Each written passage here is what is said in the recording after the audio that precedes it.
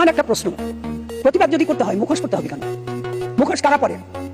ভণ্ড যারা তারা পরে, যারা জীবন বাজি রেখে যুদ্ধ করেছিল, মুক্তিযুদ্ধ, তাদের ছেলে মেয়ে বা বংশ সেই আরেকটি সিঁড়ি তারা সুযোগ পাবে না।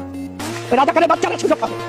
তাদের জন্য মুক্তিযোদ্ধা কোটা সংকুচিত করতে হবে। পরিষ্কার বলতে চাই, মুক্তিযুদ্ধ করেছি, মুক্তিযুদ্ধ চলছে, চলবে, এবং এই রাজাকারের বাচ্চাদের অবশ্যই আমরা দেখে নেব। ছাত্ররা, তাদের প্রতি আমাদের কোনো রাগ নেই, কিন্তু স্ট্যাটাস যারা দিয়েছে তারা তো ছাত্র না, অছাত্র। মতলব জামাত শিবির স্বাধীনতা বিরোধীদের এজেন্ট, এদের সম্বন্ধে সামান্যতম শৈথিল্য আমরা দেখতে চাই না, দেশবাসী দেখতে চায় না। আর সাইদিদের চান্দে নিয়ে যারা অরাজকরা এই বাংলাদেশের স্বাধীনতারে আঘাত করতে চায়, ঠিক তাদের মুখে আমি থুতু নিক্ষেপ করি এবং তাদের আমি উপযুক্ত শাস্তি দাবি করি। মাননীয় স্বরাষ্ট্রমন্ত্রীকে বলবো, এদের কোনো ক্ষমা নাই, এদের ক্ষমা করা সম্ভব না।